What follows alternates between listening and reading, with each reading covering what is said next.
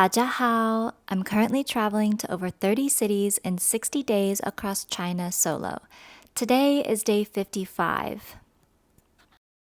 It certainly feels nice to be in the home stretch. I have 2 more cities on my list to visit, but this week will be slower than the past few weeks so that I can actually make it to day 60 still standing.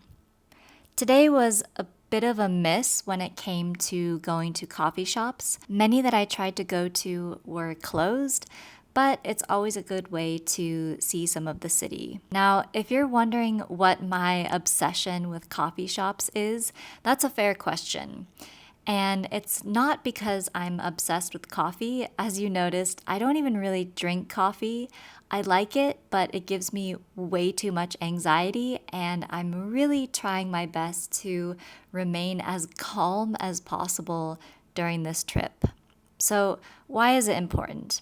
Okay, this is going to be a really condensed answer to something that is much more complicated. But one of the reasons I'm doing this trip is to better understand the current state of the economy in China and where it's heading. Now, the economy has been slowing down, so the government has been introducing a number of measures to propel growth. And a lot of people focus on consumer subsidies or stimulus packages and lack thereof. But what the government is doing is actually less focused on getting consumers to buy more goods. And what they're hoping to do is unlock consumer spending via services growth. So big economies like the US actually derive a lot of their growth from consumer spending in the services industry. So for healthy long-term growth of the economy, it would be much better than trying to get consumers to buy more stuff.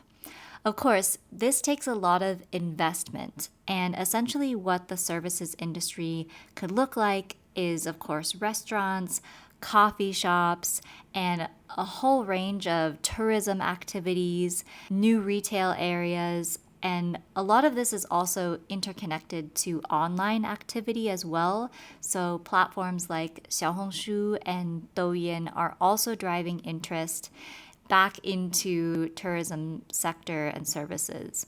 So people go to coffee shops to take photos, post about it online.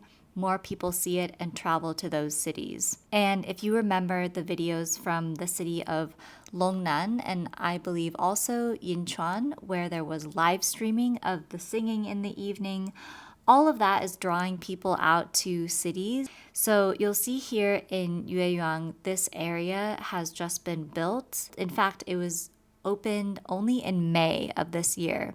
There are already lots of restaurants and also a really nice nail salon where I stopped in to get my nails done. And it's one of the nicest nail salons I've seen and been into this whole trip. This area is really beautiful. It has a museum and many shops. So places like this and coffee shops, I'm quite interested to see in each city how those are developing, what those look like, and what's their popularity.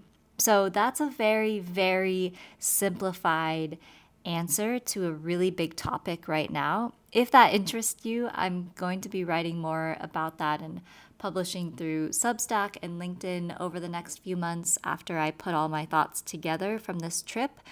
But for now, that's a wrap on day 55.